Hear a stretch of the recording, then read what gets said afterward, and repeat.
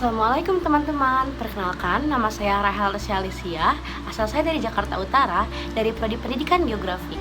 Salam kenal semuanya, selamat menikmati video ya. Assalamualaikum teman-teman, perkenalkan saya Muhammad Wildan Hakim, asal dari Kota Bogor, dari Prodi Pendidikan Geografi. Salam kenal semuanya. Oke teman-teman, jadi pada kesempatan kali ini aku sama temanku Wildan dari kelompok 12 berkesempatan untuk membahas video yang berjudul Pemerintahan dan Negara dalam Multiperspektif Ulama. Jadi, apa sih sebenarnya negara dan juga pemerintahan itu? Kalau negara itu adalah masyarakat atau wilayah yang memiliki satu kesatuan politis. Sedangkan kalau pemerintah itu merupakan suatu bentuk organisasi yang bekerja dengan tugas menjalankan suatu sistem pemerintahan. Nah, teman-teman udah tahu kan bedanya negara sama pemerintahan? Nah, tapi sih kalau lebih gampangnya, kalau negara itu tuh kayak bentuk negaranya, kalau pemerintahan itu orang-orang yang mengatur di dalam negara tersebut. Suatu negara dan syaratnya. Seperti yang kita ketahui, terdapat banyak negara dan juga pemerintahan yang terdapat di atas muka bumi ini. Nah, seiring dengan berkembangnya zaman yang diikuti pula oleh perkembangan ilmu politik, banyak negara-negara baru yang bermunculan dengan berbagai macam bentuk pemerintahan, penaklukan, peneburan, pemecahan, dan juga pemisahan diri. Dan sebuah negara dapat dikatakan sebuah negara apabila memenuhi ketiga aspek berikut ini. Yang pertama, memiliki rakyat yang akan mendiami wilayah tersebut. Yang kedua, memiliki wilayah yang jelas guna ditempati oleh rakyatnya. Dan yang ketiga, memiliki pemerintahan yang berdaulat dan sah. Bentuk-bentuk pemerintahan di dunia. Yang pertama yaitu monarki. Monarki adalah bentuk pemerintahan yang mana dipimpin oleh seorang raja. Lalu yang kedua adalah tirani. Tirani itu sama seperti monarki, namun yang memegang kekuasaannya dia dijalankan secara sewenang-wenang, secara otoriter dan absolut. Lalu berikutnya ada aristokrasi. Aristokrasi itu pemerintahan dipegang oleh beberapa orang yang mana pemimpinannya ditujukan untuk umum. Lalu yang keempat adalah oligarki. Oligarki ini adalah pemerintahan yang juga dipegang oleh beberapa orang, namun peranannya dibedakan atas dasar kekayaan, kekeluargaan, dan militer. Yang berikutnya adalah demokrasi. Pemerintahan yang mana dalam sistem pemerintahan ini diperintahkan dilakukan dari rakyat, oleh rakyat, dan untuk rakyat. Yang keenam, ada teknokrasi. Teknokrasi merupakan suatu sistem pemerintahan di mana insinyur, teknisi, ataupun ahli kesehatan berperan penting untuk mengambil kebijakan karena mereka lebih mengetahui kebijakan mana yang tepat untuk diambil bagi suatu negara tersebut. Yang ketujuh, ada timokrasi, di mana bentuk pemerintahan ideal tertinggi diatur oleh pemimpin yang memiliki kehormatan dan juga kelayakan. Nah, sistem timokrasi ini berbanding terbalik sama sistem pemerintahan oligarki.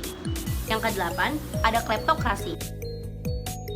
Kleptokrasi adalah bentuk pemerintah yang sangat hina. Mengapa demikian? Karena bentuk kekuasaan ini para penguasa menggunakan kekuasaannya untuk mengambil kekayaan rakyat. Yang kesembilan, oklerasi.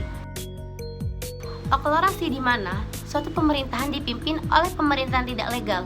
Biasanya pemerintahan tersebut dipimpin oleh gembong senjata yang memiliki kekuasaan sehingga membuat rakyat takut.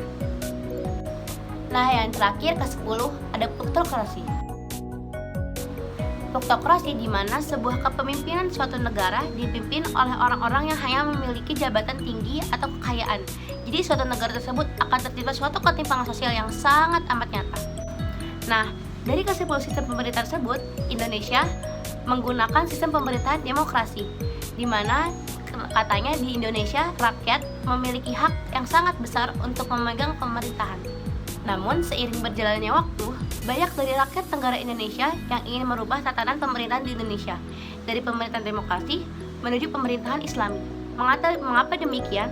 Karena masyarakat Indonesia merasa bahwasanya pemerintahan demokrasi sudah tidak mampu lagi memimpin negara Indonesia karena dirasakan banyaknya keburukan dan juga hal-hal negatif yang dirasakan oleh masyarakat dari bentuk pemerintahan demokrasi sekarang ini.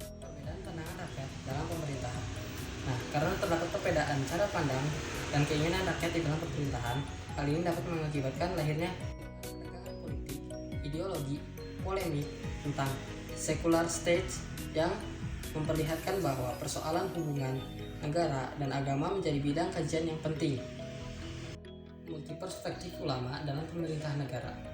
Seorang ulama besar Mesir, Ali Abdul Razak berkata, Islam tidak menetapkan suatu rezim pemerintahan tertentu, tidak pula mendesakkan kepada kaum muslimin agar menganut suatu sistem pemerintahan tertentu, lewat mana mereka harus diperintah. Memberikan kita kebebasan mutlak untuk mengorganisasikan negara sesuai dengan kondisi intelektual, sosial, dan ekonomi yang kita miliki, dan dengan mempertimbangkan perkembangan sosial dari tuntutan zaman.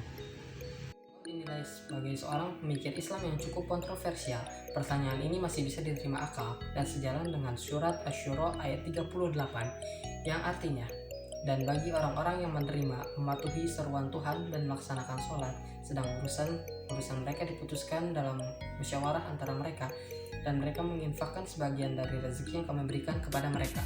Dalam arti kalimat yang berbunyi, sedang urusan mereka diputuskan dengan musyawarah antara mereka, dapat diartikan juga dalam hak pemerintahan setiap negara dalam mengurus regulasinya dapat diputuskan dengan cara musyawarah antara rakyat dan pemerintahan.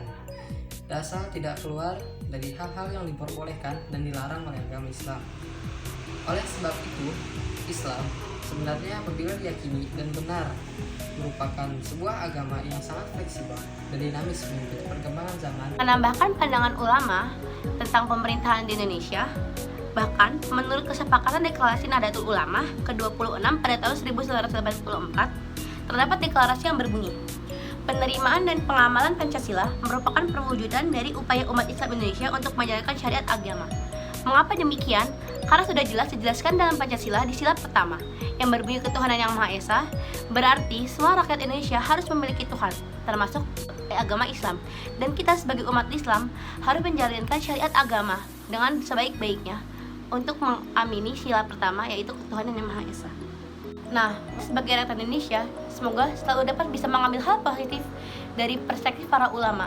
Karena bagaimanapun, semua perspektif yang dikeluarkan oleh ulama sudah pasti berdasarkan atas dasar keilmuan dan berasal dari hasil ijtihad mereka. Dan semoga kita sebagai rakyat Indonesia dapat lebih bijak untuk menyikapi setiap macam perspektif yang beredar di kalangan masyarakat.